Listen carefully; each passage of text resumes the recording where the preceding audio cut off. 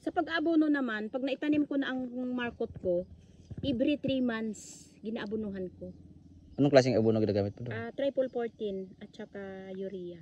Hinahalo ko yan siya. 3 sakong triple 14, isang sakong urea. Isang kutsara lang kada butas. Butasan mo sa puno. Butasan mo siya. Isang dangkal ang distance mula sa puno ng kalamansi mo na bagong tanim. Doon sa isang dangkal ang distance, doon mo ibabaon ang abono. Na isang kutsara? Opo. Okay. Pero sa isang puno, 3 butas. Or 4 na butas. 4 na kutsara. 1, 2, 3, 4.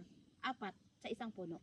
Okay. Pag maliit pa ang kalamansi mo. Ah. Pero kung malaki na ang kalamansi mo, katulad nito, Pagkatulad sa isang ng puno nito,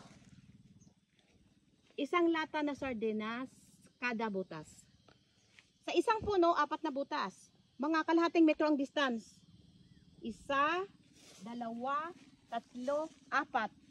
So, sa isang puno, 4 na lata na sardinas Okay. ang kailangan niya. So ibig sabihin magastos na rin sa abono pag Opo, magastos sa abono eh. Pero sulit naman. every 3 months, kahit ganito every 3 months ka Every 3 nag-aabon. months. Para maganda ang result ng bunga niya. At saka sa pagmamarkot, hindi siya mababansot. Hindi ka lugi te sa mahal ng presyo ng abono? Eh, ang kalamansi kasi non-stop naman ang bunga niyan eh. Talaga? Kahit hindi season nagbibigay ng bunga. Oh. O pwede ka rin magmarkot para makabawi ka. Wow. Okay lang yun. Normal lang talaga yan na kailangan mong kumita, kailangan mong gumastos.